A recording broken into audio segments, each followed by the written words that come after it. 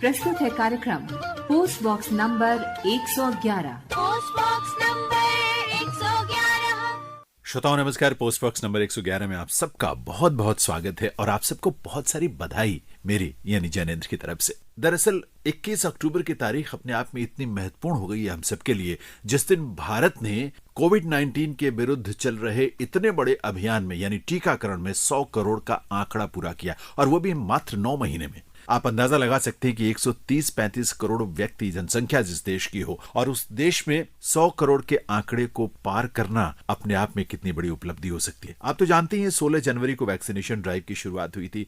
देश के लिए यह भी एक बहुत बड़ी उपलब्धि थी, क्योंकि अपने ही देश में यानी स्वदेशी वैक्सीन के माध्यम से टीकाकरण के इस महाअभियान की शुरुआत हुई थी। और शुरुआती दौर में सिर्फ health care workers, frontline workers, इनका वैक्सीनेशन शुरू किया गया था। जैसे कि प्रधानमंत्री महोदय की अपनी परिकल्पना, सोच और संवेदना थी कि जो लोग फ्रंट पर काम कर रहे हैं, सीधे फील्ड में काम कर रहे हैं, कोविड से प्रभावित लोगों के बीच में काम कर रहे हैं, सबसे पहले उनको सुरक्षित किया जाना जरूरी था। उन्हें यह सुरक्षा कवच मिलना सबसे जरूरी था। और उसके बाद 1 मार्च की तारीख आई, यानी अगला चरण जब शुरू हुआ, जिसमें 60 साल या उससे अधिक उम्र के वरिष्ठ नागरिकों को या फिर कोमॉर्बिडिटी वाले 45 साल की उम्र से अधिक व्यक्तियों को टीकाकरण में प्राथमिकता दी गई या उन्हें शामिल किया गया। और अगले ही महीने यानी 1 अप्रैल से 45 साल से ऊपर के सभी व्यक्तियों के टीकाकरण के अभियान की भी शुरुआत हो गई। और 1 मई आते आते 18 साल या उससे अधिक उम्र के व्यक्तियों को भी उसमें शामिल किया गया। तो ये एक प्रक्रिया अपने आप में इतनी बड़ी, इतनी महत्वपूर्ण थी। मात्र 9 महीने में 100 करोड़ का जो आंकड़ा पार किया गया, ये दुनिया में वैक्सीनेशन में सबसे तेज गति से इतनी बड़ी संख्या में किया गया वैक्सीनेशन है, टीकाकरण है। तो इसमें health care workers, frontline workers, हमारा पूरा समाज, देश का हर व्यक्ति इसमें अपनी भागीदारी उसने निभाई है। और तभी तो दुनिया भर में इस बात की तारीफ की गई है। ये गर्व हर भारतीय का है और उस गर्व की अनुभूति की अभिव्यक्ति माननीय प्रधानमंत्री महोदय ने अपने मन की बात के माध्यम से किया है। आइए पहले ये सुनते हैं और फिर हम चलेंगे पोस्ट बॉक्स नंबर 111 की आज की यात्रा पर, जिसमें बहुत सारे लोगों से हमने बात की है, बहुत सारे लोगों के बारे में बात की है। मेरे प्यारे देशवासियों, आप सभी को नमस्कार, कोटि कोटि नमस्कार। और मैं कोटि कोटि नमस्कार इसलिए भी कह रहा हूं कि 100 करोड़ वैक्सीन डोज के बाद आज देश नए उत्साह, नई ऊर्जा से आगे बढ़ रहा है। हमारे वैक्सीन कार्यक्रम की सफलता भारत के सामर्थ्य को दिखाती है, सबके प्रयास के मंत्र की शक्ति को दिखाती है। साथियों, 100 करोड़ वैक्सीन डोज का आंकड़ा बहुत बड़ा जरूर है, लेकिन इससे लाखों छोटी छोटी प्रेरक और गर्व से भर देने वाली अनेक अनुभव, अनेक उदाहरण जुड़े हुए हैं। बहुत सारे लोग पत्र लिखकर मुझसे पूछ रहे हैं कि वैक्सीन की शुरुआत के साथ ही कैसे मुझे यह विश्वास हो गया था कि इस अभियान को इतनी बड़ी सफलता मिलेगी। मुझे ये दृढ़ विश्वास इसलिए था क्योंकि मैं अपने देश के लोगों की क्षमताओं से भली भांति परिचित हूँ। मैं जानता था कि हमारे हेल्थ केयर वर्कर्स देशवासियों के टीकाकरण में कोई कोर कसर नहीं छोड़ेंगे। हमारे स्वास्थ्य कर्मियों ने अपने अथक परिश्रम और संकल्प से एक नई मिसाल पेश की। उन्होंने इनोवेशन के साथ अपने दृढ़ निश्चय से मानवता की सेवा का एक नया मानदंड स्थापित किया। उनके बारे में अनगिनत उदाहरण है जो बताते हैं कि कैसे उन्होंने तमाम चुनौतियों को पार करते हुए अधिक से अधिक लोगों को सुरक्षा कवच प्रदान किया। हमने कई बार अखबारों में पढ़ा है, बाहर भी सुना है कि इस काम को करने के लिए हमारे इन लोगों ने कितनी मेहनत की है। एक से बढ़कर एक अनेक प्रेरक उदाहरण हमारे सामने है। उनके परिश्रम की वजह से ही भारत 100 करोड़ वैक्सीन डोज का पड़ाव पार कर सका है। आज मैं सिर्फ आपका ही आभार व्यक्त नहीं कर रहा हूं, बल्कि हर उस भारतवासी का आभार व्यक्त कर रहा हूं जिसने सबको वैक्सीन, मुफ्त वैक्सीन अभियान को इतनी ऊंचाई दी, कामयाबी दी। आपको, आपके परिवार को मेरी बहुत बहुत शुभकामनाएं। श्रोताओं, प्रधानमंत्री महोदय ने जिस तरह से बड़े गर्व के साथ इस उपलब्धि को हम सबके साथ बांटा है और उन्होंने सबको बधाई दी, विशेष तौर पर जो हमारे हेल्थ केयर वर्कर्स हैं जिन्होंने सुदूरवर्ती इलाकों में मुश्किल से मुश्किल हालात में इस उपलब्धि को हासिल करने में अपनी बहुत महत्वपूर्ण भूमिका निभाई है। दरअसल अपने आप में उनका काम और उनकी पूरी कमिटमेंट इतनी प्रेरक है कि उसको हमें और आपको जानना बहुत जरूरी है। एक छोटा सा उदाहरण आपको बताता हूं कि ओडिशा में रायगढ़ जिले में एक बहुत ही छोटा सा एक गांव है, कुरली ग्राम पंचायत है, और वहां एक आशा वर्कर हैं, रंजीता साबर उनका नाम है। डोंगरिया ट्राइब के लोग वहां ज्यादा रहते हैं और हालत ये होती थी कि जब रंजीता नदी पार करके या तालाबों में नावों से क्रॉस करके जंगलों से होते हुए वहां पहुंचती थी तो उनको पता लग जाता था जबकि कोई टीकाकरण की टीम आ रही है तो वो अपने घर में ताले बंद करके जंगलों में जाकर छुप जाते थे। इस तरह का उनके मन में भ्रम, संशय, डर बैठा हुआ था अफवाहों की वजह से जो तमाम माध्यमों से उन तक पहुंच पा रही थी। आप सोचिए कि कितनी बड़ी चुनौती रही होगी रंजीता साबर और उनकी पूरी टीम के लिए, जो उन्होंने उनको बार बार समझाया, बार बार वहां तक वो जाते रहे और समझाकर आखिरकार उन लोगों को टीकाकरण में शामिल किया। इसी तरह होशियारपुर की टीकाकरण अधिकारी डॉक्टर सीमा गर्ग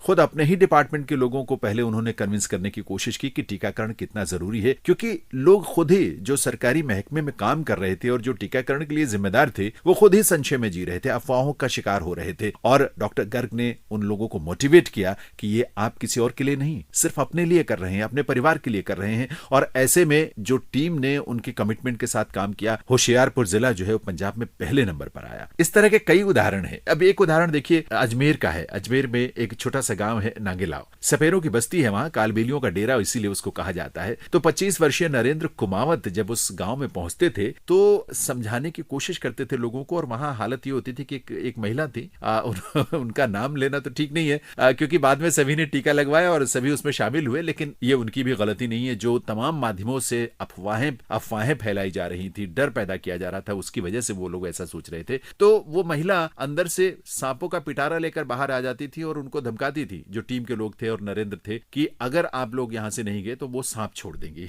तो आप समझ सकते हैं कि हालात किस तरह के रहे होंगे, चुनौतियां किस तरह की रही होंगी, और उन चुनौतियों में भी किस तरह से हमारे हेल्थ केयर वर्कर्स ने ये उपलब्धि हासिल की है। जमीला जो है वो आशा वर्कर है जम्मू कश्मीर में, और रोज 6 से 7 घंटे पैदल चलती थी। वो जमीला बताती है कि सुबह 6 बजे घर से निकल जाती थी, 2 घंटे पैदल चलना, रास्ते में नालों को पार करना, फिर प्राइमरी हेल्थ सेंटर पहुंचना, वहां से टीकों का डोज लेकर फिर वो फील्ड में निकलते थे। और बारामूला के इशफाक शबीर के बारे में मैं पढ़ रहा था कि वे लोग गांव में जाते थे तो रात को 9-9 बजे तक वहां इंतजार करते थे ताकि लोग अपने काम से वापस जब घर लौटेंगे तब वे उनका टीकाकरण कर पाएंगे। लाखों ऐसे उदाहरण हैं, और सच मानिए ये सिर्फ कुछ बानगी थी। इस बहाने शायद हम और लोगों के बारे में भी जानेंगे, लेकिन सैल्यूट करते हैं हम ऐसे अपने सभी हेल्थ केयर वर्कर्स को, ऐसे अपने सभी नागरिकों को जिन्होंने इस व्यवस्था में इतनी महत्वपूर्ण भूमिका निभाई कि आज हम 100 करोड़ के टीकाकरण के लक्ष्य को पार करते हुए आगे की यात्रा पर निकल पड़े हैं। हम सब की तरफ से इन सबको सैल्यूट है। श्रोताओं, कार्यक्रम आप सुन रहे हैं पोस्ट बॉक्स नंबर 111, और आज इस कार्यक्रम में हम उस 100 करोड़ के आंकड़े की बात कर रहे हैं जो हमारा सुरक्षा कवच बना है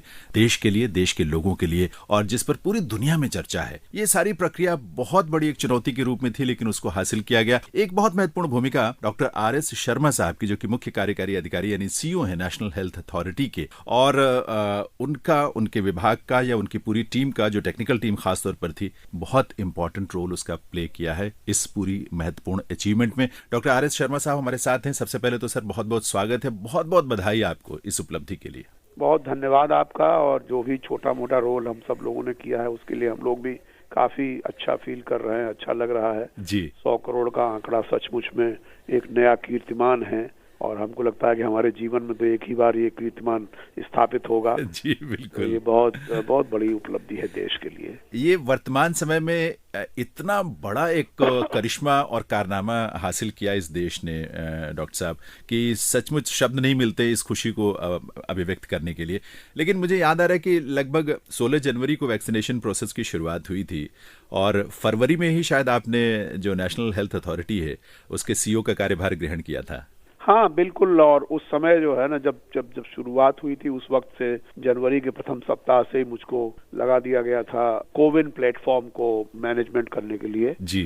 तो वो कोविन प्लेटफॉर्म हम लोगों ने मैनेज किया और उसके बाद 1 फरवरी से मुझे इस नेशनल हेल्थ अथॉरिटी का प्रभार दिया गया। तो कोविन का जो पोर्टल था, शुरुआत में कुछ जरूर उसमें ग्लिचेज आई, क्योंकि नया कोई प्रारंभ होता है काम तो 2-3 दिन तक 16 तारीख के बाद कुछ ग्लिचेज आए, लेकिन उसके बाद तो इस प्लेटफॉर्म पर आप जानते हैं कि हम लोगों ने 2.5 करोड़ वैक्सीनेशन का रिकॉर्ड भी स्थापित किया एक दिन में जी। तो अब बहुत तेजी से हम लोगों ने इस प्लेटफॉर्म को स्केल किया। इसमें जो है आप रजिस्ट्रेशन कराइए तब भी वैक्सीनेशन ले लीजिए स्लॉट लेकर के, नहीं रजिस्ट्रेशन कराइए तब भी जाकर के वॉक इन कर लीजिए। तो बहुत सारे काम हम लोगों ने इस प्रकार से किए हैं। यही कारण है कि जो 100 करोड़ लोगों का है तो एक एक व्यक्ति का डेटा हमारे पास उपलब्ध है, उसने कौन सी वैक्सीन लगवाई, कब लगवाई, कब उसकी सेकंड डोज ड्यू है, सब कुछ हमारे पास उपलब्ध है। और इसका एक बहुत बड़ा लाभ ये भी मिला है डॉक्टर साहब की, एक तो यह कि प्रामाणिक जानकारी है, विश्वसनीय जानकारी है, बिल्कुल सही तथ्य या फैक्ट्स हमारे पास उपलब्ध है, कोई प्रश्न चिन्ह नहीं लगा सकता उस पर। जी बिल्कुल, डेटा की जो क्रेडिबिलिटी है, देखिए कोई भी चीज की क्रेडिबिलिटी बहुत महत्वपूर्ण होती है जी। आप ये देखिए कि बहुत, अगर मान लीजिए इस प्रकार का पोर्टल नहीं होता, इस प्रकार का प्लेटफॉर्म डिजिटल नहीं होता, तो आज बड़ा मुश्किल था पता लगाना किसको लगा है किसको नहीं लगा है, कितने इंजेक्शन लग गए, कितने इंजेक्शन वेस्ट हो गए, कितना क्या हो गया। बिल्कुल। तो सारी की सारी चीज बिल्कुल शीशे की तरह सामने है, कितने इंजेक्शन लगे, किस को लगे, किसको 2 डोज लग गई, कितने लोगों को सिंगल डोज लगी है, कितने लोगों ने अपना फर्स्ट डोज के बाद सेकंड डोज ड्यू होने के बाद भी अभी तक नहीं लगवाया है, कितने डोज बेकार हुई, मतलब वेस्ट हुई, वेस्टेज की परसेंटेज क्या है वैक्सीनेशन सेंटर वाइज। तो एक इतना प्रामाणिक, तथ्यपरक और बिल्कुल पारदर्शी तरीके से पूरा प्लेटफॉर्म ऑपरेट किया है हम लोगों ने इसको। अच्छा, आपने कोविन की बात की सर, तो इसी से जुड़ा हुआ एक दो और एस्पेक्ट है जो मैं चाहता हूं कि हमारे श्रोताओं को आप बता सकें तो बहुत बेहतर होगा, क्योंकि कोविन का मतलब हम समझते हैं कि वैक्सीनेशन के लिए है, लेकिन वैक्सीनेशन के अलावा भी इस प्लेटफॉर्म का और क्या क्या इस्तेमाल हो सकता है मैंने सुना है, लेकिन उसकी जानकारी मेरे पास विस्तार से नहीं है। अगर आप बता सके तो बहुत कृपा होगी। ये बहुत अच्छा प्रश्न आपने पूछा है। देखिए, कोविन का मुख्यतया हम लोगों ने शुरुआत की वैक्सीनेशन से जी, तो उसके हिसाब से तो ये काफी इसने काम कर दिया, और अभी जो है हम लोगों के आगे जो रास्ता है उसमें भी कोविन के माध्यम से हम लोग पूरी तरह से मॉनिटर करते रहेंगे, वैक्सीनेशन करते रहेंगे और आगे काम करेगा। लेकिन हम लोगों ने सोचा कि इतना अच्छा प्लेटफॉर्म जब हमारा बन गया है तो 2 काम हुए। एक काम तो ये हुआ कि भाई इस प्लेटफॉर्म को दुनिया को गिफ्ट के रूप में दिया जाए। तो माननीय प्रधानमंत्री का कहना था कि इसको ओपन सोर्स करिए, आप ओपन सोर्स करके पूरा डॉक्यूमेंटेशन बनाइए और दूसरे देशों के साथ इसको साझा करें हम लोग। अच्छा। तो उसके बाद 5 जुलाई को एक ग्लोबल कॉन्क्लेव की गई, कोविन ग्लोबल कॉन्क्लेव। अच्छा। उस कॉन्क्लेव में करीब 140 से ऊपर देशों ने हिस्सा लिया और अब बहुत सारे देश हमसे इसको पूरा सोर्स कोड ले रहे हैं कोविन का। तो एक तो अंतर्राष्ट्रीय स्तर पर कोविन का प्रयोग होने जा रहा है मानवता की भलाई के लिए, और यही हमारे माननीय प्रधानमंत्री का हमेशा से रहा है कि हम लोग किस प्रकार से हम लोग वो कर सकें। दूसरा एक बहुत इंपॉर्टेंट चीज है कि ये प्लेटफॉर्म जब हम इसके लिए इस्तेमाल कर सकते हैं तो हम यूनिवर्सल इम्यूनाइजेशन के लिए क्यों नहीं इस्तेमाल करें। बच्चों का जो टीकाकरण होता है उसको भी हम मॉनिटर कर सकते हैं। उससे क्या होगा कि एक बच्चे की जानकारी हमारे पास रहेगी, उसको कौन सा टीका कब लगा, कब उसका ड्यू होना है, उसके बाद उसके माँ बाप के पास SMS चला जाए, उसके बाद फोन कॉल करके हम बता सकें कि भाई आपने दूसरा टीका अपने नियरेस्ट स्वास्थ्य केंद्र से लगवाएं। इस तरह का चीज हम लोग कर सकते हैं। उसी प्रकार से जो ब्लड डोनेशन का जो इकोसिस्टम है हिंदुस्तान में जी, उसको हम लोग उसमें भी इस्तेमाल कर सकते हैं। जिस तरह से अभी हॉस्पिटल्स हमको बताते हैं कि उनका कब कैंप लगने वाला है, कोविड के वैक्सीनेशन कैंप, उसी प्रकार से जो ब्लड बैंक का हम लोग डोनेशन कैंप कब लगेगा, उसमें लोग जिस तरह से कोविन के माध्यम से शेड्यूल करते हैं अपना अपॉइंटमेंट वैक्सीनेशन के लिए, उसी तरह से इसके माध्यम से शेड्यूल कर सकेंगे कि ब्लड डोनेशन हम करवाना चाहते हैं, कहाँ करवाएं। तो ये प्लेटफॉर्म उसके लिए भी रीपर्पज कर सकते। तो देखिए, ऐसे सारे कार्यक्रम, जिन कार्यक्रमों में हम चाहते हैं जन भागीदारी और इन कार्यक्रमों में पारदर्शिता, ट्रांसपेरेंसी और इस तरह से लोग जो विशेषकर स्वास्थ्य से संबंधित कार्यक्रम, बिल्कुल उन सब कार्यक्रमों के लिए हम इसका इस्तेमाल कर सकते हैं। बहुत महत्वपूर्ण बात डॉक्टर साहब है, और मुझे लगता है कि एक शुरुआत कोविन के रूप में वैक्सीनेशन को लेकर जब हुई थी, आज वैश्विक स्तर पर इसकी कितनी महत्वपूर्ण भूमिका है। और भारत में जिस तरह आप बता रहे हैं कि दूसरी जो वैक्सीन लगाई जाती है उनके लिए या ब्लड डोनेशन के लिए इसके बहुत इस्तेमाल हो सकता है, बहुत ही कमाल की बात है। और जिस तरह से आप लोगों ने ये उपलब्धियां हासिल की हैं, देश को बहुत विश्वास है, क्योंकि 9 महीने में 100 करोड़ के आंकड़े को पार करना टेक्नोलॉजी ने उसमें बहुत सपोर्ट किया। और जहां टेक्नोलॉजी की भूमिका कहीं कुछ सीमित हो पाई नेटवर्क की वजह से या किसी वजह से, वहां लोगों के हौसले ने और जोश ने उसकी भरपाई की है। क्योंकि जिस तरह की मुझे लगता है डॉक्टर साहब आप तो फॉलो कर रहे होंगे, कितने मुश्किल हालात में लोगों ने जाकर सुदूरवर्ती इलाकों में टीका लगाया, लोगों को वैक्सीनेशन दिया। देखिए, लोग समझ नहीं पाते हैं हिंदुस्तान की विविधता को जी। जितनी डाइवर्सिटी हमारे देश में है उतनी डाइवर्सिटी भी दुनिया के किसी देश में नहीं है। आप ये मान के चलिए, इतनी बोलियां, इतनी भाषाएं, इतनी ड्रेसेस, इतनी एथनिसिटीज, इतनी कल्चरल डाइवर्सिटी, इतने खाने, मतलब सचमुच में विशिष्ट है भारत, सचमुच में यूनिक है हमारा देश, सचमुच में जो है बिल्कुल इंस्पायरिंग है हमारा देश। लेकिन साथ साथ ये देखिए कि इसमें जो है शहर भी है जहाँ कोई इंफ्रास्ट्रक्चर की प्रॉब्लम नहीं है, सुदूर ग्रामीण क्षेत्र भी है जो बड़े दूर है। तो इस तरह की डाइवर्सिटी को जब एक सॉफ्टवेयर के दृष्टिकोण से आप देखते हैं तो आप देखते हैं कि बहुत से लोग को टेक्नोलॉजी का ज्ञान नहीं है, बहुत से लोग उसको कैसे इस्तेमाल करें ये नहीं जानते। तो इतने बड़े देश में अगर मान लीजिए आप कैटर करना चाहते हैं तो आपको बहुत सारे काम करने होंगे। जैसे कोविड में हम लोगों ने उदाहरण के तौर पर कोविड को 18 भारतीय भाषाओं में अनुदित किया गया है, वो 18 भाषाओं में अवेलेबल है जी। उसके बाद जैसे मैंने कहा कि कोविड में रजिस्ट्रेशन कराए बिना भी आप जाकर के टीका लगा दें तो फिर उसके बाद डिजिटल जर्नी आपकी वहां से प्रारंभ होती है। बिल्कुल। उसके बाद कोविन ये जो हमारी जो इंफ्रास्ट्रक्चर है 118 करोड़ टेलीफोन कनेक्शन की, उस इंफ्रास्ट्रक्चर को इस्तेमाल करता है। कोविन के लिए आपको कोई यूजर नेम और पासवर्ड नहीं चाहिए, कोविन के लिए मोबाइल नंबर और ओटीपी से काम चल जाता है। तो ये बहुत सारे सरलीकरण हम लोगों ने किए हैं इस दृष्टिकोण से कि हिंदुस्तान जैसे डाइवर्स देश में, हिंदुस्तान जैसे विविधतापूर्ण देश में हम लोग इसको सफल बना सकें, इसमें कोई आदमी पीछे न रह जाए। हम लोगों का जन केंद्रित इस कोविन को बनाना हमारा मुख्य उद्देश्य है। हम ये नहीं चाहते कि टेक्नोलॉजी के लिए लोग बने हैं, हम जानते हैं लोगों के लिए टेक्नोलॉजी बनी है। तो हमें उसको, उसकी दुर्वता को दूर करना है, हमें उसे सरल बनाना है और समावेशी बनाना है, जन केंद्रित बनाना है। यही उद्देश्य होना चाहिए टेक्नोलॉजी का, और उसी प्रकार से हम लोगों ने इन्हीं चीजों को ध्यान में रखते हुए कोविन का डिजाइन किया है। निश्चित रूप से। और आप ये बात हमेशा कहते हैं डॉक्टर साहब की टेक्नोलॉजी लोगों के लिए है, लोग टेक्नोलॉजी के लिए नहीं है। श्रोताओं, कार्यक्रम आप सुन रहे हैं पोस्ट बॉक्स नंबर 111 और आज इस कार्यक्रम में देश में जो सबसे बड़ी उपलब्धि टीकाकरण को लेकर हुई है, दुनिया भर में अपने आप में एक मिसाल जो बना है, यानी 21 अक्टूबर को 9 महीने में, मात्र 9 महीने में 100 करोड़ का आंकड़ा हमने पार किया है टीकाकरण का। तो ये अपने आप में बहुत बड़ी उपलब्धि है और आज हम बातचीत कर रहे हैं इसी बारे में। और इस समय हम जुड़े हुए हैं डॉक्टर RS शर्मा साहब से, जो कि मुख्य कार्यकारी अधिकारी हैं नेशनल हेल्थ अथॉरिटी के। और इस पूरी प्रक्रिया में टेक्नोलॉजी के माध्यम से, एडमिनिस्ट्रेशन के माध्यम से इनकी बहुत महत्वपूर्ण भूमिका रही है। तो डॉक्टर साहब, एक बात पूरी दुनिया में, और हम इस बात को बड़े गर्व से कहते हैं कि भारत का जो वैक्सीनेशन का, टीकाकरण का अभियान है वो सबसे तेज गति से दुनिया में चला। 9 महीने में 100 करोड़ का आंकड़ा हमने पूरा किया और ये अपने आप में एक रिकॉर्ड है। ये इतनी बड़ी उपलब्धि है, निश्चित रूप से हम सबको बड़ा गर्व है। लेकिन आप चूंकि इस क्षेत्र में बहुत अनुभव है आपका, प्रशासनिक रूप से और भी अलग अलग एस्पेक्ट में, तो अन्य किन कारणों से बहुत खास उपलब्धि हम माने इसको? बहुत अच्छा प्रश्न आपका है जिनेंद्र जी। एक तो ये है, देखिए कि माननीय प्रधानमंत्री ने जब इसका जैब लिया, जब इसका वैक्सीनेशन किया कोवैक्सीन से जी, तो उन्होंने एक बड़ा संदेश दिया कि वैक्सीनेशन जो है ना बहुत इम्पोर्टेंट चीज है, इस देश के लिए कवच है, जैसा उन्होंने अभी कुछ दिनों पहले अपने एक संभाषण में कहा था।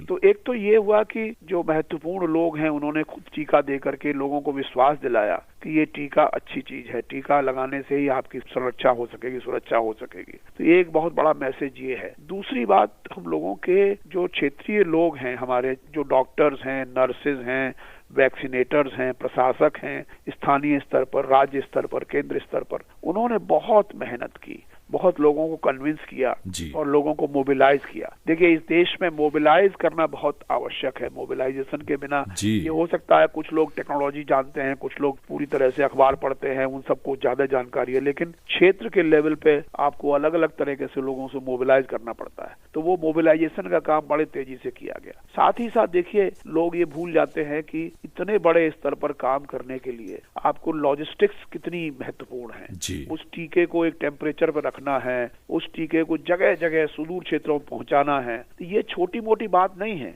1 लाख वैक्सीनेशन सेंटर काम कर रहे हैं हमारे देश में, 1.5 लाख, कभी कभी 2 लाख भी। जगह जगह वैक्सीन को पहुंचाना, उसको मेंटेन करना, कूल टेम्परेचर मेंटेन करना, ये अपने आप में बहुत बड़ा काम है। तो ये लोग एनॉर्मिटी जिसको बोलते हैं, एनॉर्मिटी ऑफ द ड्राइव को लोग नहीं जानते। केवल फिगर्स में हम लोग रह जाते हैं कि अच्छा हमने 100 करोड़ कर लिया, बड़ी अच्छी बात हो गई। लेकिन 100 करोड़ करने के पीछे जो कहानियां हैं, पीछे जो काम है और उस काम की विविधताएं हैं, उन विविधताओं को लोग नहीं जान पाते, उसकी कॉम्प्लेक्सिटीज को लोग नहीं जान पाते। तो जैसे इतना बड़ा मोबिलाइजेशन का काम किया, इतने बड़े माननीय प्रधानमंत्री ने पूरा इस दौरान हम लोगों ने तो लगभग उन्होंने करीब 30 बैठकें की है, जहां तक मेरा मुझे लगता है। जी बिल्कुल। वो है कि लोगों के साथ, और शुरुआत से लेकर के वो इस अभियान का राष्ट्रीय स्तर पर नेतृत्व कर रहे हैं। और नेतृत्व ऐसा नहीं पैसिव नेतृत्व, बड़ा एक्टिव नेतृत्व उन्होंने किया है। तो ये सारे कारण ऐसे हैं जिनकी वजह से हम इस ऊंचाई तक और इस कीर्तिमान तक पहुंच सके हैं। तो ये बहुत ही बढ़िया काम है। आपको टेक्नोलॉजी के दृष्टिकोण से मैं बता देता हूं कि जब हम लोग 1.5 करोड़ या 2 करोड़ जिस दिन वैक्सीनेशन किया, उस दिन हम लोग 1 सेकंड में 800 वैक्सीनेशन कर रहे थे। क्या बात है सर, बहुत 1 सेकंड में 800, आप सोचिए। बिल्कुल। 1 मिनट में 50,000। ये जो है ना बहुत ही बड़ा मतलब एक अभियान है। और सबसे बड़ा चीज है वैक्सीनेशन करना, एक अलग बात है, साथ ही साथ बड़े पारदर्शी तरीके से। ये नहीं है कि आपाधापी लोगों मची हुई। आप सोचिए जब सेकंड वेव आई और तब जो है ऑक्सीजन के सिलेंडर के लिए या फिर रेमडेसिविर के लिए कैसी मारामारी मची। बिल्कुल। आपने देखा होगा कि कोई वैक्सीनेशन में आपने ये नहीं सुना कि वैक्सीनेशन ब्लैक मार्केट हो रहा है या कई दवाइयां ब्लैक मार्केटिंग बिक रही है, क्योंकि आप जानते हैं कि कुछ समय ऐसे थे जहां पे बहुत डिमांड ज्यादा थी और हम लोग उतना सप्लाई नहीं कर पा रहे थे। जी, शुरुआत में तो उस समय तो पूरा ब्लैक मार्केटिंग का पूरा चांस था। लेकिन कभी भी ब्लैक मार्केटिंग के बारे में एक भी खबर आपने नहीं देखी हो। बिल्कुल। तो ये जो ट्रांसपेरेंसी है, या जिसको ये एसिमेट्री ऑफ इंफॉर्मेशन, कि मतलब मान लीजिए वीवीआई को पता है कि कहां लग रहा है, लेकिन आम आदमी को पता नहीं है कहां लग रहा है। तो ऐसा नहीं है। इस प्लेटफॉर्म ने पूरा डेमोक्रेटाइज कर दिया सिस्टम को, जिसमें कि मतलब वीवीआईपी भी उसी कोविन प्लेटफॉर्म पे देख रहे हैं और आम आदमी भी अपने टेलीफोन पे कोविन प्लेटफॉर्म पे देख रहा है, आरोग्य सेतु पे देख रहा है। तो ये जो चीज हुई ना, ये बहुत टेक्नोलॉजी का इस्तेमाल पारदर्शिता बढ़ाने में, इंक्लूजन बढ़ाने में किया गया। ये भी अपने आप में एक बड़ा इसका वो था, आयाम था इस पूरे अभियान का। बिल्कुल, बहुत अच्छी बात आपने बताई और मुझे लगता है कि हम इस बात को और बेहतर ढंग से समझ पा रहे हैं आपकी बात से। और इसी बात को देखिए, बृहस्पतिवार को जब 21 अक्टूबर को 100 करोड़ का आंकड़ा देश ने वैक्सीनेशन में पार किया, तो उस दिन वर्ल्ड हेल्थ ऑर्गेनाइजेशन के जो डायरेक्टर जनरल मिस्टर टेड्रोस हैं, उन्होंने अपने बधाई संदेश में, बधाई तो दुनिया भर से आई, उन्होंने एक बड़ी महत्वपूर्ण बात की डॉक्टर साहब, कि उन्होंने नरेंद्र मोदी जी को, वैज्ञानिकों को, हेल्थ केयर वर्कर्स, भारत के लोगों को कॉन्ग्रेचुलेट किया। लेकिन उन्होंने कहा कि इसमें एक बड़ी विशेष बात है इस वैक्सीनेशन प्रोसेस में, वो वैक्सीन इक्विटी की है। 60% से ज्यादा वैक्सीनेशन गांव में हुआ, रूरल एरियाज में हुआ। जी। तो ये एक बहुत बड़ी बात है कि गांव जो कि माना जाता रहा है कि वहां संसाधन नहीं, पहुंच नहीं है, उपेक्षित हो रहे हैं, लेकिन वैक्सीनेशन में तो वो शहरी क्षेत्रों से कहीं बहुत आगे निकले। देखिए, ये कुछ बात लोगों ने उठाई थी कि साहब गांव में और डिजिटल एक्सक्लूजन हो रहा है, जो लोग जानते नहीं है टेक्नोलॉजी उनको नहीं मिल पा रहा है। तो ये तो एक्चुअली जब हमने कहा ना कि हम लोगों ने शुरुआत से ही इंक्लूजन हमारा एक आफ्टर थॉट नहीं था। इस पूरे प्रोग्राम की डिजाइन में इंक्लूजन एक बिल्कुल सेंट्रल थॉट था। और न केवल टेक्नोलॉजी के दृष्टिकोण से बल्कि अदरवाइज ऑल्सो आप देखेंगे कि जितने हमारे वैक्सीनेशन सेंटर्स हैं उसमें से 70% वैक्सीनेशन सेंटर हमारे रूरल एरिया में। बिल्कुल। तो ऐसा नहीं है कि सब दिल्ली के लोग जाकर के रूरल एरिया में जाकर उन्होंने टीका लगवा लिया। अरे दिल्ली के लोग भी कितना टीका लगवाएंगे भाई, 100 करोड़ में 1.5 करोड़ दिल्ली का न है जी। तो इसलिए ये कहना कि एक्सक्लूजन हो गया, ये गलत है। लेकिन फिर भी हम लोगों ने क्योंकि पूरा प्रयास किया, माननीय उच्चतम न्यायालय के समक्ष भी ये केस गया, उन्होंने भी हमको निर्देश दिए, उन निर्देशों का भी पालन हमने किया। तो इस तरह से सारे तरीके से हम लोगों ने ये प्रयास किया कि ये पूरी की पूरी प्रक्रिया रूरल अर्बन डिवाइड में न क्रिएट हो। पूरी प्रक्रिया में रूरल हमारी जो वो है उसका भी पूरा उतना ही हिस्सा रहे जितना हिस्सा उसको होना चाहिए। कोई इक्विटी बहुत महत्वपूर्ण है इस पूरे बिकॉज देखिए, ये तो ऐसा नहीं है ना कि वायरस कहता है कि भाई मैं जो है बड़े लोगों को ही पकड़ूंगा, छोटे को नहीं पकड़ूंगा या गरीब को नहीं पकड़ूंगा। ये वायरस तो बड़ा डेमोक्रेटिक वायरस बिल्कुल। लेकिन देखिए जो आंकड़े हैं डॉक्टर साहब, क्योंकि जितना टीका दिया गया है पूरे देश में, उसमें 66% ग्रामीण क्षेत्रों का शेयर है, इसमें 34% जो है वो शहरी क्षेत्रों का है। अच्छा, जो वर्कर्स हैं, जो हमारे हेल्थ वर्कर्स हैं, उन्होंने भी बहुत कमाल की भूमिका निभाई डॉक्टर साहब। जो आप कह रहे थे कि कन्विंस करना, लोगों को समझाना, लोगों को तैयार करना और सुदूरवर्ती इलाकों में जाना, 20-22 किलोमीटर रोज पैदल चल के ऐसी जगहों पर लोग गए हैं, जा जाकर वहां टीका दिया। और एक तो अब देखिए सिस्टम में भी हम खुद पढ़े लिखे लोग भी बहुत ज्यादा जो है वो जागरूक नहीं होते हैं। होशियारपुर की एक इम्यूनाइजेशन अफसर जो हैं उनका कहना था, उनका मैं पढ़ रहा था उनके बारे में, उनकी कहानी हमने शेयर भी की है आज, कि वो अपने उनके डिपार्टमेंट के लोग ही पहले हेजिटेंट थे, तैयार नहीं होते थे। बिल्कुल बिल्कुल। तो उन्होंने समझाया कि देखिए ये सरकार के लिए नहीं, आप अपने लिए कर रहे हैं इस बात को। और वो तैयार हुए और जाकर उन्होंने मतलब होशियारपुर जिला जो है वो पंजाब में सबसे आगे वैक्सीनेशन में रहा है। तो ये बहुत महत्वपूर्ण बात है और बहुत महत्वपूर्ण उपलब्धि है। एक बात और डॉक्टर साहब आपसे जानना चाहेंगे, क्योंकि जो आपकी मतलब अनुभव के आधार पर हम सब थोड़ा इस बात को लेकर भी समझना चाह रहे हैं कि वैक्सीनेशन से हमारा जो ये सुरक्षा कवच बना है कोविड-19 बीमारी से, महामारी से, इसका जो हेल्थ के अलावा अन्य क्षेत्रों पर किस तरह का प्रभाव, सकारात्मक प्रभाव जो है हमें नजर आ रहा है या आ सकता है भविष्य में, इसकी थोड़ी जानकारी। देखिए ये बहुत अच्छा प्रश्न आपने पूछा है, क्योंकि सामान्यतया हम लोग टीका लगाना और उसकी बात करते हैं, लेकिन देखिए जब हम दो बातें बड़ी इंपॉर्टेंट है। मैं डॉक्टर नहीं हूँ, मैं डॉक्टर ऑफ फिलोसफी हूँ, मैं कोई मेडिसिन का डॉक्टर नहीं हूँ, लेकिन इतना मैं जानता हूँ कि जो लोग बातें करते रहते हैं हम लोग की, जिन लोगों ने टीका लगा लिया उसमें ये निश्चित है कि अगर मान लीजिए उसको एक के बाद कोरोना हुआ भी तो भी जो है उसकी इंटेंसिटी बहुत माइल्ड रहती है। तो इसलिए जो मोर्टेलिटी है, फेटालिटी है, वो बिल्कुल नगण्य हो जाती है टीके के बाद। तो ये एक बहुत बड़ा पॉजिटिव इसका इम्पैक्ट है, नंबर 1। नंबर 2, देखिए पूरी अर्थव्यवस्था, पूरी हमारी जो सामाजिक व्यवस्था एक तरह से कोविड के कारण चरमरा गई। और जब धीरे धीरे हम नॉर्मल की तरफ बढ़ेंगे तो अब देखिए धीरे धीरे इकोनॉमिक एक्टिविटीज भी काफी पिकअप कर रही हैं हमारे देश में, बहुत सारी चीजें बढ़ रही हैं, इम्प्रूव हो रही है। तो बहुत जरूरी है, देखिए दोनों ही चीजें, स्वास्थ्य भी जरूरी है, साथ साथ जो है एम्प्लॉयमेंट है या कारोबार है, या वो सब चीजें भी जरूरी है। क्योंकि अगर आदमी केवल घर में बैठा रहेगा तो ना कोई काम चलेगा, ना कुछ और उत्पादन बढ़ेगा देश में। तो इसलिए भी अर्थव्यवस्था के दृष्टिकोण से, सामाजिक व्यवस्था के दृष्टिकोण से ये जरूरी है कि जितना जल्दी हम लोग इस बीमारी से निजात पाएं उतना अच्छा रहेगा। और निजात पाने के लिए देखिए इसका कोई इलाज तो हुआ नहीं, क्योर तो है नहीं, केवल प्रिवेंशन है टीके के माध्यम से। तो उस प्रिवेंशन को हम लोगों को सबको लेना चाहिए, इसमें किसी को पीछे नहीं छूटना चाहिए। और जब तक सब लोग सुरक्षित नहीं होंगे तब तक कोई सुरक्षित नहीं होगा। ये पुरानी कहावत लोग बोलते हैं कोविड के बारे में कि nobody is safe till everybody is safe. तो वो बहुत जरूरी है कि हम सब लोग सेफ हो जाएं वैक्सीनेशन के माध्यम। बिल्कुल।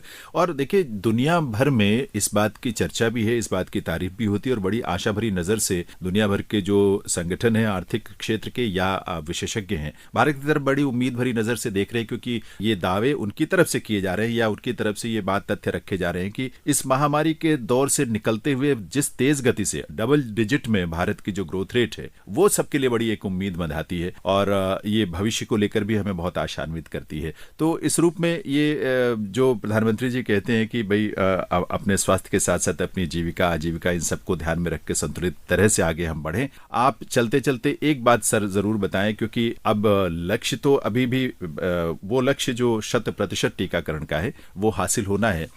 लेकिन जैसे अब दिल्ली की अगर मैं बात करूं, और दिल्ली में जो ताजा आंकड़े ये बताते हैं कि पहली डोज की तुलना में दूसरा डोज लेने वालों की संख्या अब अधिक हो गई है। तो इससे क्या मतलब लिया जाए, इससे क्या समझा जाए? नहीं, मैं आपको देखिए, डोज की तुलना में दूसरा डोज लेने वाले काफी हैं। दोनों डोज लेने वाले संख्या अभी भी मात्र मैं समझता हूं कि अभी करीब हम लोगों का 70 करोड़ लोग पहले एक डोज ले चुके हैं और 30 करोड़ लोग दोनों डोज ले चुके हैं, जहां तक मेरा अंदाज है। तो 40 करोड़ लोग हमारे बचे हुए हैं एक तरह से जो फर्स्ट डोज वाले हैं, तो वो लेंगे, प्लस कुछ नए लोग हैं वो लोग भी लेंगे। तो ये तो चलता रहेगा प्रक्रिया हम लोगों के पास, क्योंकि सारे आंकड़े उपलब्ध हैं। तो हम लोग जहां लोगों की दूसरी डोज ओवरड्यू हो गई है उनको हम लोग SMS के माध्यम से, टेलीफोन के माध्यम से देते हैं खबर। और साथ ही साथ हम लोगों ने ये व्यवस्था की है कि जो वैक्सीनेशन सेंटर्स हैं उनके जो प्रभारी हैं उनको ये डाउनलोड कर सकते हैं कि कौन कौन से लोग ऐसे हैं जिन्होंने पहली डोज ली लेकिन दूसरी डोज नहीं ली। तो एक प्रकार से हमारे पास हर आंकड़ा उपलब्ध है और उस आंकड़े के माध्यम से हम इसको मॉनिटर कर सकते हैं। तो इसका ये भी तो मतलब लग सकता है डॉक्टर साहब की जैसे दिल्ली में 1.5 करोड़ व्यक्ति हैं जो पात्र हैं, लगभग 1.5 करोड़ की संख्या है। अब उसमें से अगर 1 करोड़ 30 लाख लोग जो है वहां तक हम पहुंच चुके हैं वैक्सीनेशन को लेकर, तो ये एक बड़ी उपलब्धि काफी है और बहुत जल्द इस लक्ष्य को हम हासिल कर पाएंगे। जी जी बिल्कुल। तो आपका अपना लक्ष्य क्या है सर? चाहे हमारा लक्ष्य तो जैसे मैंने कहा कि nobody is safe till everybody is safe. तो हम लोग जो टारगेट ग्रुप है हमारा 18 साल से ऊपर का, पहले उसको सैचुरेट करना बहुत आवश्यक है और उसी के दिशा में हम लोग सब लोग काम कर रहे हैं। चलिए सर, बहुत बहुत शुभकामनाएं भी और बहुत बहुत आभार आपका कि आपने इतनी व्यस्तता के बीच समय निकालकर हमसे बातचीत की। बहुत सारी उम्मीदें आपने बधाई है, बहुत सारी आशाएं हमारे मन में पैदा की हैं। आपका बहुत बहुत आभार सर। ठीक है जैनेंद्र जी, बहुत बहुत शुक्रिया आपका मुझे अपने चैनल पर बुलाने के लिए, ऑल इंडिया रेडियो पर। धन्यवाद। श्रोताओं, पोस्ट बॉक्स नंबर 111 में आज हमने इतनी सारी जो बातें की हैं, अभी बात पूरी हुई नहीं है, क्योंकि ये तो ऐसी उपलब्धि है और इस उपलब्धि से जुड़े जो भी स्टेक होल्डर्स हैं जिन्होंने इसमें महत्वपूर्ण भूमिका निभाई है, यूं लगता है कि सबके बारे में बात करें पर संभव कहाँ है, क्योंकि समय की अपनी सीमा होती है। लेकिन फिर भी एक व्यक्ति बहुत महत्वपूर्ण इस पूरी प्रक्रिया में है, क्योंकि मन की बात में माननीय प्रधानमंत्री श्री नरेंद्र मोदी ने जिनका खासतौर पर जिक्र किया, जिनसे बात की दरअसल, और बात करके उनसे कितनी सारी प्रेरक जानकारियां ली। लेकिन ये भी समझ में आता है कि जो वैक्सीनेशन का प्रोसेस है और जिसमें पूरे हमारे हेल्थ केयर वर्कर्स, हमारे जो पूरा सिस्टम में काम करने वाले लोग हैं वैक्सीनेशन से, कितनी कितनी मुश्किलों में उन्होंने इस काम को अंजाम दिया है, कैसे कैसे इलाकों में, कितने सुदूरवर्ती क्षेत्रों में, दुर्गम इलाकों में जा जाकर उन्होंने इस लक्ष्य को हासिल करने में अपनी भूमिका निभाई है। एक व्यक्ति की अपनी उपलब्धि भी इस उपलब्धि को एक नया आयाम देती है। पूनम नौटियाल जिनसे बात की प्रधानमंत्री जी ने, वो इस समय हमारे साथ फोन लाइन के माध्यम से जुड़ी हैं। हमें बहुत खुशी है पूनम जी, आप हमसे जुड़कर हमसे बात करने वाली हैं। पूनम जी, आपका बहुत बहुत स्वागत है इस कार्यक्रम में। जी धन्यवाद सर, बहुत बहुत धन्यवाद आप लोगों का। मुझे लगता है हम सबको इस बात को महसूस करने में कोई मुश्किल नहीं है कि जब प्रधानमंत्री जी आपसे बात करें तो कितनी खुशी होती है इस बात को लेकर, और वो भी इस तरह की आपकी उपलब्धि, इस तरह के आपके काम को उन्होंने एक्नॉलेज किया, उसको इस रूप में लोगों के सामने पहुंचाया। क्या आपकी प्रतिक्रिया इस बारे में? सर मुझे बहुत खुशी हो रही है और मैं माननीय प्रधानमंत्री जी का बहुत बहुत धन्यवाद करती हूँ कि मतलब एक छोटे हेल्थ वर्कर से उन्होंने बात की है, ये बहुत बड़ी बात है। जी जी, देखिए छोटा हेल्थ वर्कर नहीं, आप लोग तो फ्रंट पर इतने मुश्किल इलाकों में जा जाकर काम करते रहे। अभी तो आप उत्तरकाशी में अपने गांव में हैं, लेकिन आपकी ड्यूटी कहाँ होती है वैसे? बागेश्वर सर, बागेश्वर में पहले मेरे सीएम ऑफिस में ड्यूटी थी। हाँ, के बाद फिर गांव में जाना पड़ता, हम लोग गांव में गए हम लोग ना। अच्छा, तो वैसे तो वो पहाड़ी इलाका है, मुश्किल है, और आप वैक्सीनेटर के तौर पर आप हैं, आपकी टीम है, किस तरह की दिनचर्या होती थी, कैसे? क्योंकि देखिए कोई जरूरी नहीं है कि आप घर में जाएं, घर में लोग मिल ही जाएं, या ऐसे इलाके भी होते हैं जहाँ लोग पहाड़ों पर दूर की यात्रा करके आना टीका लगवाने के लिए बहुत मुश्किल होता है उनके लिए। जी जी, तो मैंने सुना है कि आप ही लोग वहाँ पहुँचते रहे, कैसे ये दिनचर्या होती थी, कैसे आप लोग करते थे, क्या क्या चुनौतियाँ आपके सामने आती थी? सर हम लोगों ने पहले तो जैसे एक जगह पे जैसे 3-4 गांव हैं तो वहाँ पे सेंटर खोला जाता है, एक ना वैक्सीनेशन सेंटर खोला जाता था, वैक्सीन लगाई जाती थी। तो फिर हम लोगों ने फिर गांव वाली लिस्ट, ड्यू लिस्ट तैयार की। अच्छा, जो लोग वहाँ पे नहीं आ पाए, अब कितने लोग छूटे हैं जिनको डोज नहीं लगी, फर्स्ट डोज नहीं लगी है, फर्स्ट डोज के लिए पहले। फिर हम लोगों ने एक एक गांव सेलेक्ट किया, एक एक गांव में एक दिन जाते थे, जैसे एक गांव में आज चले गए, एक गांव में परसों चले गए, इस टाइप से ना। तो हम लोग घर घर गए, जैसे दिव्यांग लोग थे और बहुत ही बुजुर्ग लोग थे, गर्भवती महिलाएं हो गई, धात्री महिलाएं हो गई, और जो सेंटर में आने असमर्थ थे उनके हम घर घर गए, फिर उनको समझाया, काउंसलिंग की कि जो टीका है असरदार है, सुरक्षित है, हम लोग 2 डोज लगा चुके हैं और हम लोग आपके सामने सुरक्षित हैं और स्वस्थ हैं। तो क्या उन लोगों के मन में कोई शंका होती थी वैक्सीनेशन को लेकर? जी जी, उन लोगों में भ्रम था, जैसे टीवी में सुनते थे कि वैक्सीन से बीमार हो जाएंगे या वीकनेस आ जाएगी, इस टाइप से था ना। कई सारी अफवाहें उड़ती रहती थी सोशल मीडिया पर भी। जी जी जी, तो जहाँ पे मुझे मतलब लगता था कि मुझसे नहीं हो पाएगा, तो मैं जो मेरे सीनियर अधिकारी हैं उनसे बात करती थी कि सर क्या करना है, सोल्यूशन कैसे निकालना है इस चीज का। तो लोगों ने बहुत मुझे गाइड किया सर ना। जी, अच्छा, वहाँ नेटवर्क का तो प्रॉब्लम रहता होगा ना? जी, नेटवर्क का बहुत प्रॉब्लम रहता है। तो इसीलिए व्यक्तिगत तौर पे आपको हर एक व्यक्ति के पास पहुंचना पड़ता था, उससे पूछना पड़ता था, उसकी जानकारी इकट्ठी करनी पड़ती थी। हाँ जी हाँ जी। आप लोग जब सुदूरवर्ती इलाकों में जाते थे तो कितने कितने घंटे आप लोग, मुझे लगता है कि पैदल ही चलते रहते होंगे, क्योंकि सवारी तो हर जगह जाती नहीं। नहीं सर, पैदल बहुत था। शाम को तो ऐसा लगता था बस पाँव और हाथ काम के नहीं है, पाँव चलने के बाद काम के नहीं है, दर्द होता। सचमुच पहाड़ों पर छोटा बच्चा था साथ में, तो मुझे बहुत दिक्कत होती। फिर रात को कभी तबीयत खराब हो गई बच्चे की, तो रात भर सोना नहीं था, फिर सुबह फिर जाना था। कितना छोटा बच्चा आपका? छोटा सर अब तो 3 साल का हो गया है। ओह, तब भी मतलब बहुत कम उम्र है उसकी। और उसमें तो 6 महीने का था जब मैं फर्स्ट में ज्वाइनिंग हुई थी, मैं तो उसमें 6 महीने का था। अच्छा जी जी। तो मुझे लगता है कि रोज 8-10 किलोमीटर तो पैदल आना जाना हो ही जाता होगा, ट्रैकिंग पूरी हो जाती होगी। हाँ जी सर, हाँ जी। तो भोजन पानी की व्यवस्था कैसे करते थे आप लोग? आप तो सुबह निकल जाते होंगे? सर टिफिन लेके जाते थे हम लोग। अच्छा। जैसे मुझे लेट हो जाती है तो वो भी नहीं हो पाता था, कभी फिर दिन भर ऐसे रहना पड़ता था। कभी कोई ऐसा कोई मुश्किल आई हो जो आपको लगता हो कि वो वाकई वो दिन ऐसा था जो याद करके आपको लगता है कि कितना मुश्किल समय हमने निकाला और लेकिन ये उपलब्धि हासिल की? कुछ ऐसे संस्मरण है, कुछ खास यादें हैं आपकी? जी जी हाँ, हम लोग गए, जैसे हम घर से निकले वैसे इतनी बारिश होने लग गई और रोड ब्लॉक हो गई सर वहाँ पे। फिर हम लोग पैदल चले गए, लोगों के गांव से फोन आने लगे कि आपको आना था, आप अभी तक पहुंचे नहीं है। अच्छा। तो 11 बज गए हैं, आप लोग पहुंचे नहीं है, इस टाइप से ना। तो हमने कहा हम रास्ते में पहुंचने वाले हैं, बस फिर वेट करते वहाँ पे। अच्छा। इंतजार करते, मैडम लोग आ रहे हैं, मैडम ने बोला है तो पक्का आएंगी। हाँ, लेकिन ये एक बात तो है कि जैसे जुलाई या अगस्त सितंबर का महीना, ये सब वर्षा का मौसम होता है, मानसून का मौसम होता है, तो बारिश होती है बहुत ज्यादा और पहाड़ों पे बहुत मुश्किल हो रही थी उत्तराखंड में। हम लोग भी मतलब ऐसे भीग के जाते थे, कांपन लग जाते। हाँ। कभी कभी इतनी मोटी बारिश में हम लोग भीग के जाते थे जी। बहुत ठंड लगती है उस समय। फिर वैक्सीनेशन की उपलब्धता पूरी रही पूनम जी? जी जी जी, हमारा सर 100% हो चुका है और सेकंड डोज हमारा 71% हो चुका है। आपके ये बागेश्वर जिले की बात बता रही है? जी जी। क्या बात है। मुझे लगता है उस जिले ने अपने आप में एक मिसाल कायम की है। आप लोगों की पूरी टीम ने जिस तरह से वैक्सीनेशन में अपना रोल निभाया है, अपनी भूमिका अदा की है, बहुत महत्वपूर्ण है। हमने वहाँ के अपने डीएम साहब से भी बात की है और हाँ, क्योंकि उनकी लीडरशिप में ये सारा कुछ काम हुआ। प्रशासन की तरफ से जो जी, प्रशासन या डीएम साहब, उनकी तरफ से किस तरह का सहयोग रहा आप लोगों के लिए? बहुत सहयोग रहा सर, हमारे सीएम ऑफिस से मतलब सब लोगों का बहुत सहयोग रहा। जैसे मुझे दिक्कत होती, कभी नेटवर्क नहीं आता था, सर इसका क्या करना है, कि लोगों को क्या होता, लोग आईडी गलत लेके आते। जैसे पत्नी आ गई, पति का लेके आती वो। अच्छा, वो गलती से ले आते थे। मतलब गलती से ना लेके आते वो लोग ना, पर उनको समझाना पड़ता, आमा घर जाइए, दूसरा लेके आना, जिसपे आपकी फोटो लगी होगी या जितने घर में होंगे सब लेके आना, फिर हम लोग इसमें से देख लेंगे, इस टाइप से। अच्छा, उनमें से जो टीका जिनको लगाते थे आप लोग, उनमें क्योंकि कम से कम आधे घंटे के लिए तो निर्देश था ही कि आप उनको मॉनिटर करेंगे, तो ये सब भी करना होता था? हाँ जी, हाँ जी, हाँ बिल्कुल। कभी कोई दिक्कत आई इस तरह की? नहीं आई, वैसे नहीं आई, दिक्कत नहीं आई। देखिए, ईश्वर की बहुत कृपा है कि आप लोग इतनी अच्छी नीयत से और इतनी मेहनत से काम कर रहे थे। भगवान भी साथ दे रहा था और प्रशासन भी और सरकार भी बिल्कुल साथ खड़ी थी। परिवार वालों की भूमिका क्या रही? क्योंकि आप तो सुबह निकल के रात को वापस आती होंगी, तो बच्चे के बारे में तो आपने बताया, बाकी घर के लोग भी, उनका सहयोग किस तरह का रहा? सर बागेश्वर में मेरे हस्बैंड ने बहुत सहयोग किया मेरे साथ में। वो बोलते हैं कि बस तू हार ना मत, तो ये है कि तू ठाना है तो नौकरी अच्छे से कर, भला होगा, लोगों का आशीर्वाद मिलेगा। मेरा छोटा बच्चा था, मुझे बहुत डर लगती, फर्स्ट में तो मुझे बहुत डर लगती थी कि कहीं अगर मुझे मतलब इन्फेक्टेड हो गई, मैं अगर मैं इतने लोगों के बीच में जा रही हूँ, सबको टीके लगा रही हूँ जी, छोटा बच्चा है तो क्या होगा। बस भगवान भरोसा सब कुछ, हाँ भगवान देख रहा है बस। पूनम जी, आपका, आपके पूरे परिवार का, आपके साथ जुड़ी पूरी टीम का हम बहुत बहुत आभार व्यक्त करते हैं। आप सबके लिए बहुत सारी दुआएं और मंगल कामनाएं। ये कार्यक्रम जहां जहां भी जाएगा, आप लोगों का काम और उसकी शोहरत लोगों तक पहुंचेगी और लोगों को प्रेरित भी करेगी। तो बहुत बहुत धन्यवाद आपका। धन्यवाद सर, धन्यवाद।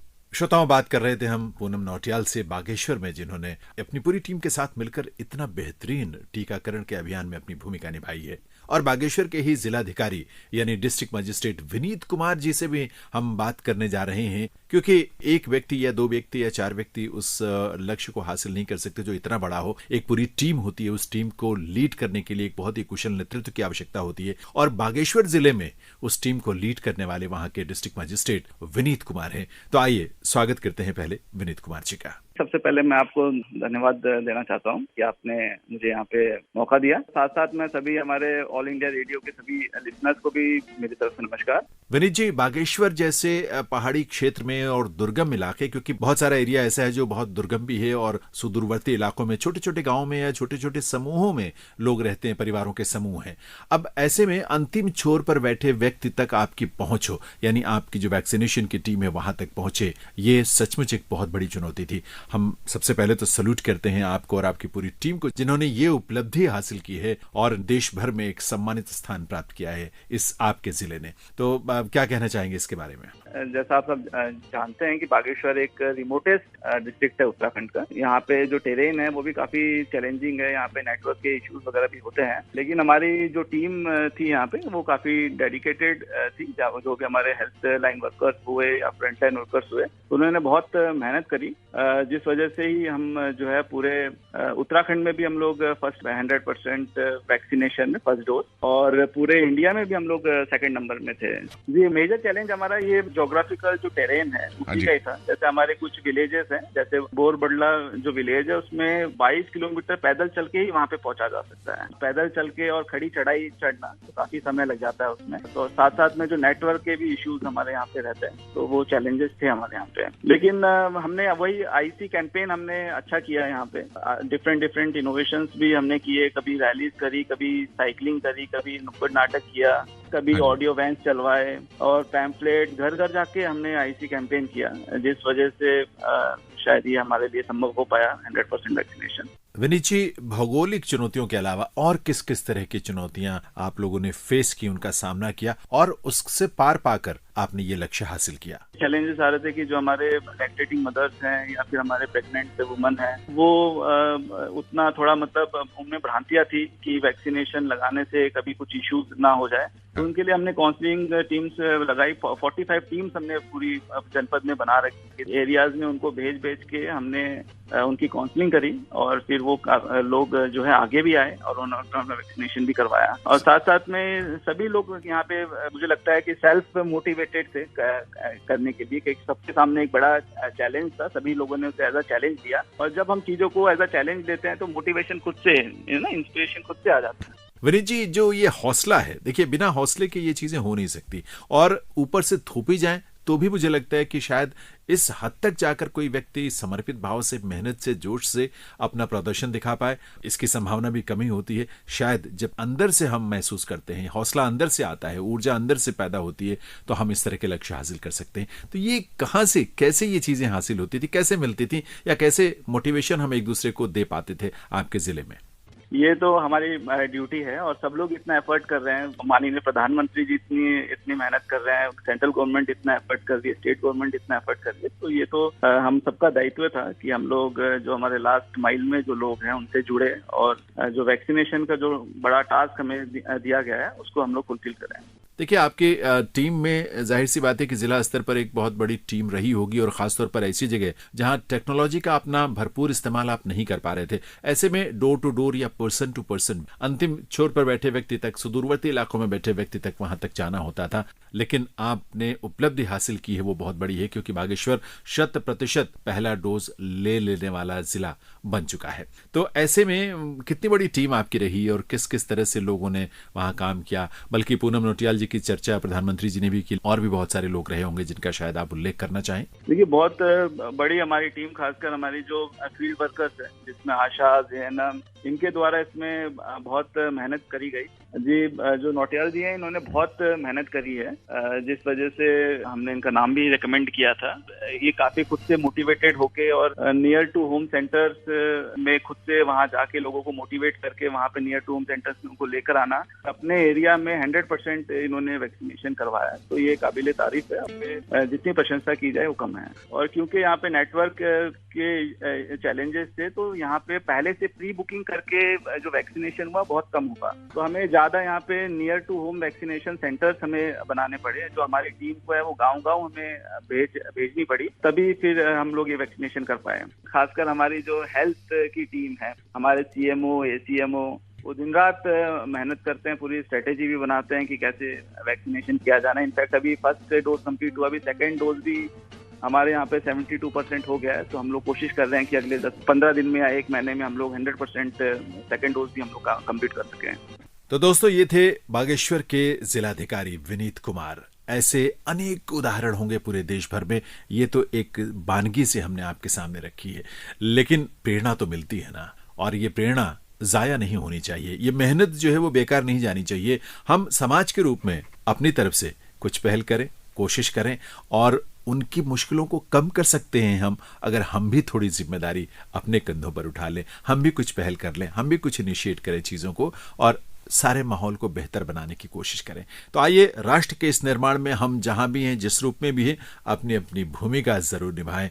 ये देश हम सब का है और हम सब इसे दिलो जान से चाहते हैं। आज इसी उम्मीद के साथ, इसी जज्बे के साथ मैं जैनेंद्र आपसे अनुमति लेता हूं।